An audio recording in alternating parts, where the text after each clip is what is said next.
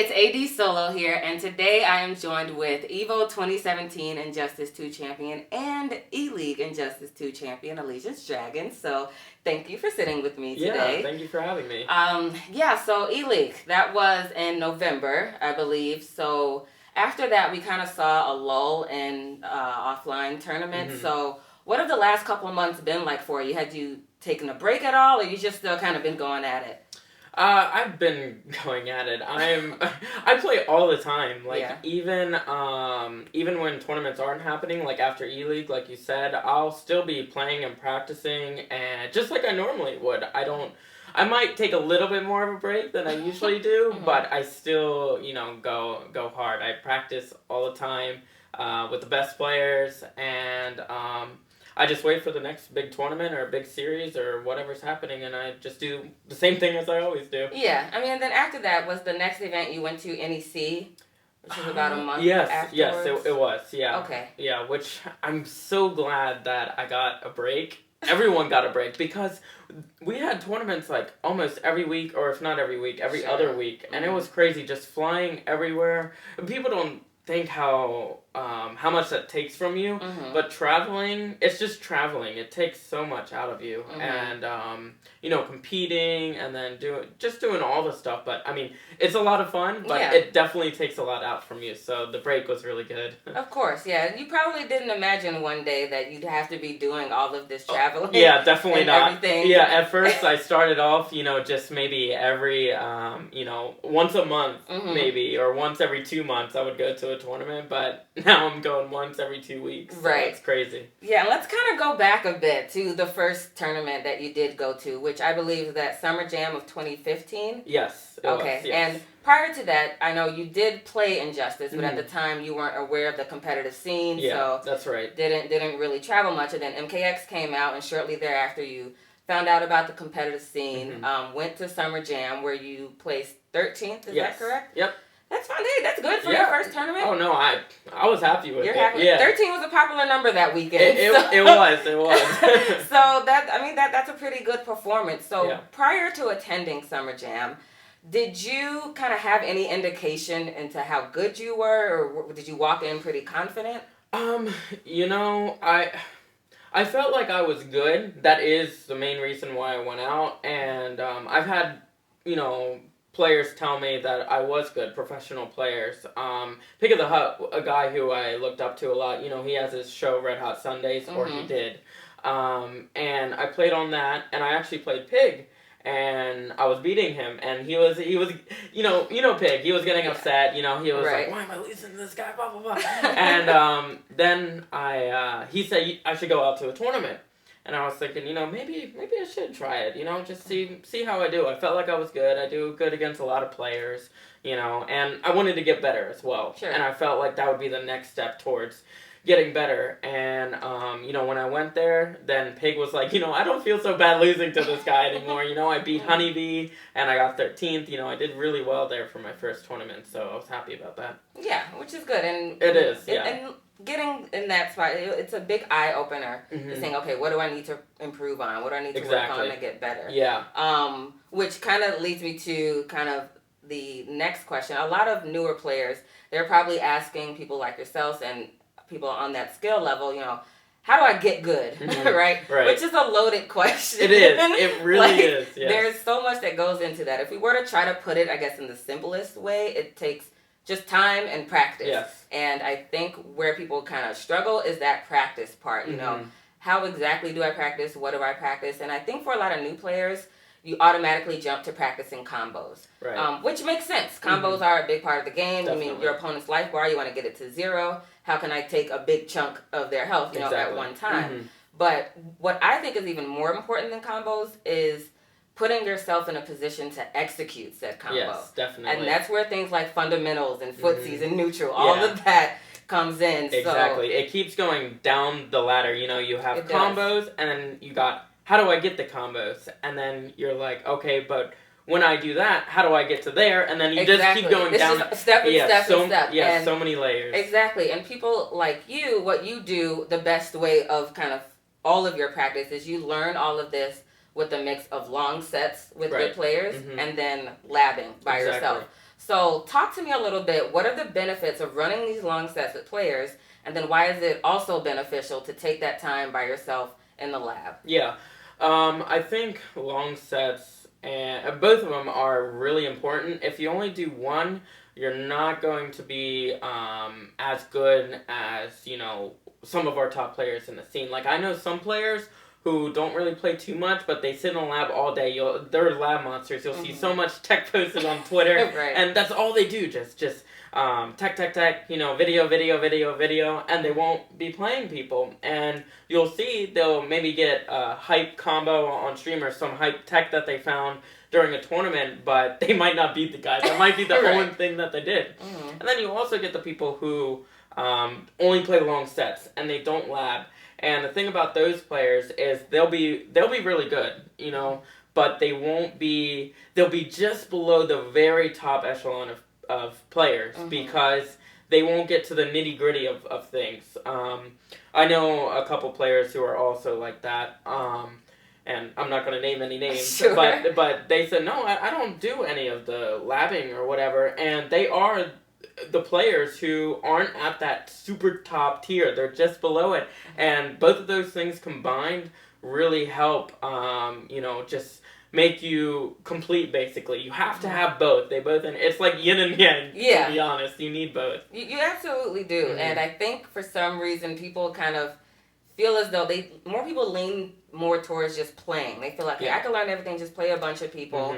But when it comes to labbing, like, what are some things, for example, that you can figure out by going into practice, on your own? Yeah, sure. This is the reason why I play long sets, to figure out what to lab. So, for example, I'll play, let me think of a matchup. So I'll play Black Adam versus Supergirl. I'll play against Theo for a really long set. And after I do that, and I'll probably get salty too playing a set because who doesn't get salty playing against Supergirl? Yeah, exactly. That's what I was going to say. Supergirl. Oh my god. So I'll go in the lab and I'll see. Okay, well Theo was doing this to me, and I don't understand exactly what my options are here when she does this. So this is kind of a meme, but for example, what can I do about her doing down one into down one into down one, blah blah blah. And I'll see what I can do. And what I find is that I can't do anything. No, I'm just kidding. But no, I find what I can do. I find my option to that, and I find what their option would be for that. So I also lab for them, kind of. Right. And the reason why I do that is I find out what my option is to their option of my option, if that makes sense. And it's actually, it's true. And then I'll go back and I'll play Theo again, and he'll lab too, of course. And we go back and we use what we labbed, and that's how you level up. You both level up. You keep getting better and better at a matchup, and you just get better as a player as well. And all that, just goes hand in hand together to make you better. Yeah, and it's worked, obviously. So far for you. Like, Yes. every tournament, every time we saw you over the last couple years, you got better and better placing, started being very consistent.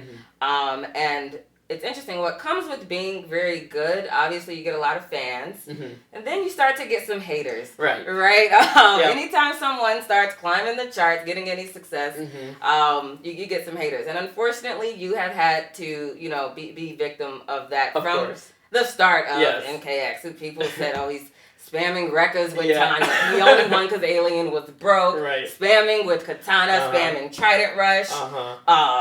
I don't know. You only beat Theo at Vianality because Black Adam's D2 is broke. I don't know if anyone actually said that. Yeah, probably. But I feel like it's probably out there. There's always something to kind of discredit you, right? So I think you've probably gotten to a point now where you're able to brush it off. Yeah, and it doesn't get to you. But was there ever a time, like when you first started hearing some of those comments, that it kind of like got to you, or I don't know, hurt you a little bit or anything? Yeah, honestly, it did. It got to me pretty badly. All the comments with Tanya in the beginning. See, now I look back on it and I just laugh because it's just funny to see. Oh, he's spamming with Rekkas. It's just funny to me now. But back then, I see all these hate comments. And I'm like, why do people think that? Because I worked so hard for what I do. I practice my character. I practice the matchups, and I'm just having fun, and I feel like I'm a nice guy, so I'm like, why are these people hating on me? Like, some people even hate on me, and even other people as a person when they've only seen your gameplay, and Right. it's like, how can you do that? And yeah, it really got to me. You know, sometimes I'll be like, I would even think, yeah, maybe I'm not that good. You know, I've even gone to other players. I've gone to Honeybee, I've gone to Hayate, I've gone to many players. This was back in MKX, and I said, you know, maybe really I am not that good, and it is just the character, and I wouldn't be winning with other characters, and it really got to me mentally. And then after a while, I realized, I'm like, why do I think that? I'm winning, I'm having fun, I'm doing what I love, I'm practicing really hard at what I love, and I'm doing well. Who cares, you know, what they say? You know, if I'm winning, then, you know, who cares? Right. Like, So, what do you have to say? Exactly. What can you say bad about me? I'm still winning. Yeah, So. and even then, you know, seeing what they say, now I legit just laugh at them. I'm like, because they have no idea really what they're talking about. They're people who might watch a tournament here and there, and they're sitting on the couch, as Silver Rye likes to call them, couch warriors. They sit on the couch and they watch it, and they're like, you know, I'm a really good player. I know exactly what's going on here. And I'm going to tell you, he is spamming, and that is why he is winning, you know? Yeah. They don't understand.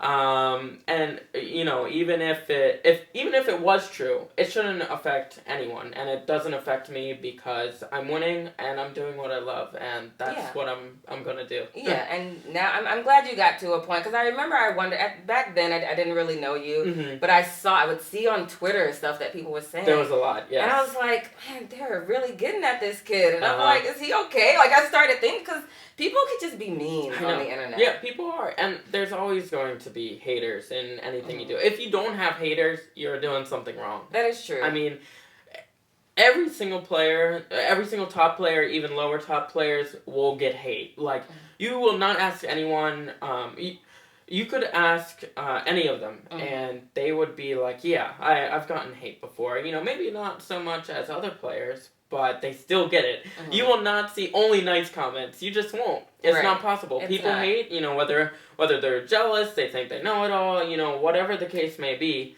You will always get it, and you just can't let it bother you. You can't. Yeah. And I'm so glad you've gotten to a point where you're able to get over that, because it's not going to stop. Yeah, it took a long time. Yeah, it went all the way up until I played Katana, where I main Katana and Shinnok. Really? Okay. Yeah, so throughout the Tanya days, throughout the Alien days, you know, it really got to me. But after that, I just got better naturally. It's whatever. I'm just gonna stand back with mournful, throw these graves. Exactly. Yeah. I'm gonna win. Yeah. You know, I even think that I'm like, I'm gonna throw as many fans as I can. Or I'm gonna do more Trident rushes this game, because I don't care. Yeah. Don't care. Exactly. Yeah. Like, it's like, who cares? You know. Yeah. I mean, especially when you look at, I'm not trying to brag, but especially especially when you look at how much money you can win from these things just playing, you know, just doing what the character is in general. And,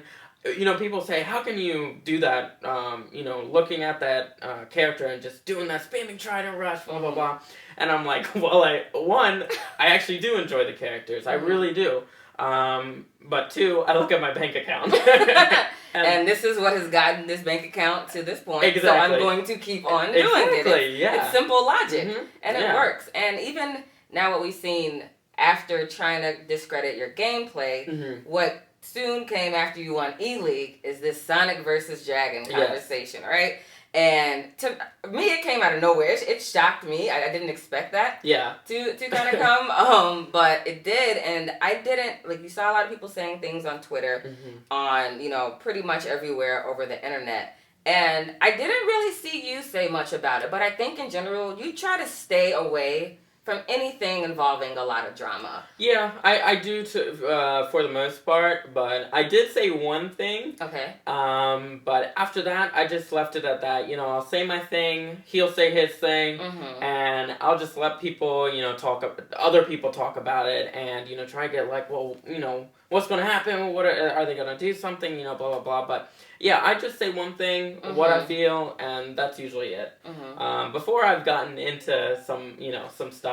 Right. But other than that, yeah, I usually don't. But, you know, I just want to have fun and play the game. Sure. Every time before that I have gotten into drama, it's never been good for me. And the reason why I say this is some people can do drama and trash talk, and it'll just be for fun, and they'll be okay with it. Mm-hmm. But for me, whenever I do it, I get too into it. I make it too personal. Right. Not that I say personal things, but when people say something to me, I take it personally. Mm-hmm. And that's why I never feel good about myself when I do that. So that's why I try to stray away from it. I'll do something fun here and there, but not too much. Yeah. It's just it's not me. It just goes down a bad path to Yeah. me. Like, it usually never leads to anything good.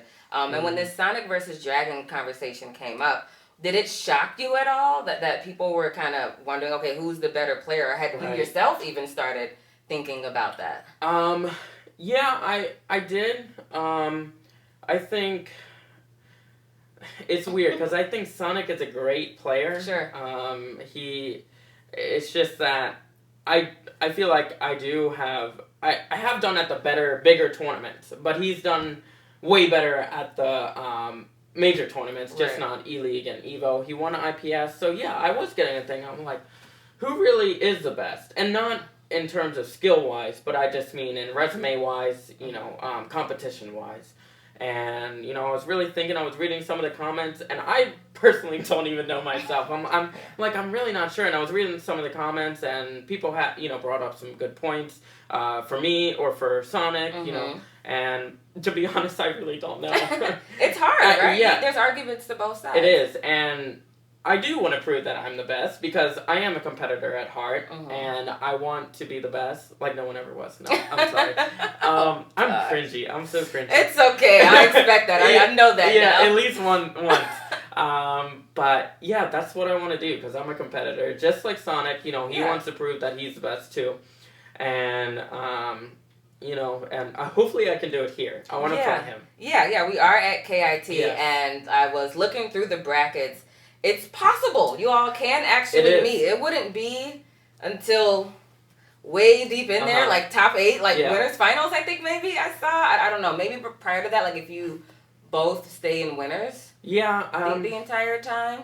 I think, I'm not sure if it's in winners finals or... It's definitely not before top 8. Yeah, no, definitely not. Yeah. But I think it is winners finals. Yeah, I think winners finals is when you all can actually meet. So is it important to you to do well in that match? If it comes to that, where you do have to fight SonicFox, do you feel like, all right, if I do this, if I beat him, then I'll really feel like the better player? Do you think that'll be kind of running through your mind? Because some people are saying Dragon's been avoiding Sonic all this time, so you can't really say he's better than him. I know, everyone says that argument. I know, it's such a weird argument because the people who beat him, I'll beat. Yeah, right, exactly. And the people who I lose to, Sonic will beat. So it goes both ways, and it's really weird, but yes, if I beat him here, I will think that, I don't know if I'll think I'm the better player. To be honest, I just say that. But I will think that I've proved something to people that I am one of the best players, if not the best player. I'm not saying I am if I do beat him. Sure. But if I do, I think that people can't just say, no, Dragon has been avoiding Sonic. He always loses to him, blah, blah, blah. But if I do, I can prove a point. And I can be one of the best. So that's what I think. To see it. I would love to get to get to that point. Yeah. And I might pop off. I might. Oh, because I know. Oh God, your pop offs. Yeah. Remember at final round? Yeah. The glass. Everyone thought I took my glasses off to pop off, but they fell off. Yeah, they fell off. So they were like this when I popped off. So I took them off because I was hyped in the moment, so I didn't know what to do. But yeah, everyone thought I took them off, and they were like, "Oh my God, Dragon is so cringy." But no, they were falling off, so that's why. Yeah. So, kind of with all of this, you're now a pro player, right? That's who you are. Yeah. And I think for a lot of people who want to potentially get into pro gaming, it's just hard, to have, again, when we talk about being good, time and practice, and utilizing that practice as best as possible. Did you have a lot of support around you? Because I think it can be important to you, either from friends or for family, that have gotten you to this point now to be the player that you are. Definitely. Everyone actually supports me. I'm really lucky in that aspect. My parents. My mom was really supportive at 1st. My Mhm. dad was like kind of on the fence. Mhm. It's not that he wasn't supportive, but it's or okay. It's not that he hated it. Sure. But he also didn't want to support me at the same time. He was like kind of in the middle. He wasn't sure what to think about it. And then he saw me playing on stream, and even making the money as well, Sure. some money, and he said, you know what, this is kind of cool. And they both support me. My mom, she doesn't really watch it too much because she gets too nervous for me when I'm on stream. She's like, I don't want to watch this. Sure. But my dad, it's crazy. He's done a whole 360. He loves it like a regular sport. He watches football all the time. Mm-hmm. And he watches now the tournaments all the time. Like, he'll be watching War of the Gods, and I'll be downstairs like making mac and cheese. I was just gonna say, are you making mac and cheese? I will be. Yeah, I'll be making mac and cheese, and I'll see my dad, and he's on his laptop watching War of the Gods while I'm not. And it's so funny and weird to me at the same time, but it's also really cool that he's so into it. He knows all the players, all their backstories, and sometimes I even hear him say a name that's not so popular, and I'm like, how do you know that guy, Yeah. And he knows so much about it, so it's really cool. My whole family's supportive. Even my aunt, my uncle, they all know about it. They love it. And also my friends, they know about it and love it too. So I'm very lucky with the support group that I have with my family and friends. I think I'm one of the few people who can say that I have a fully supportive, group of people. Which is great to have. It is. And It really is. It definitely helps to motivate you and push you to where you are now. Mm-hmm. So my final question. Okay. Random, but it should be simple. Okay. How did you get the name Dragon? Oh. Okay, so you know how cringe I am, so this is going to be a cringy story. Oh gosh. Okay, so the movie, it came out, there's been a few. It came out like 7 years ago, 8 years ago, the first Kung Fu Panda. Have you heard of it? Oh yeah, I know about Kung Fu Panda. You know how he's the dragon warrior? Oh my word, yes. Okay, so when I was 11, I first got an Xbox, and my parents got me Xbox Live, where you could play online. So I had to put a name in, and I said, what should I do? And at the time, I think that's when the Kung Fu Panda movie came out, and I watched it, and I was like, well, I've always liked dragons as well. And I saw the movie, and I was like, Dragon Warrior, that sounds really good. I was 11, I was like, that sounds really cool. So I used that, and I also I was so weird. I'm weird now too, but we're all a little weird. Yeah, okay. we are. So I used Roman numerals at the end. I used XI, so Dragon Warrior XI, because I was 11 at the time. Okay. XI is 11. All right.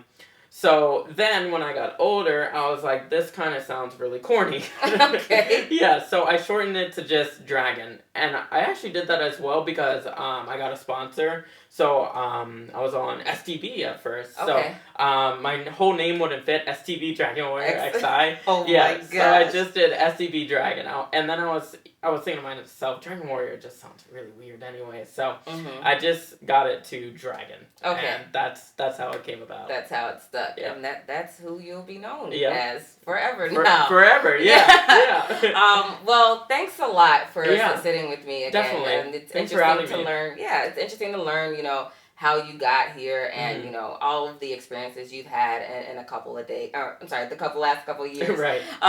It's definitely great to learn about that. So thank you. And definitely. I will be sure to include all of his contact information, his social media.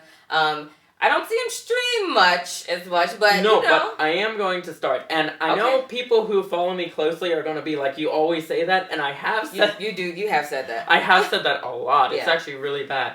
But I am going to start right after KIT.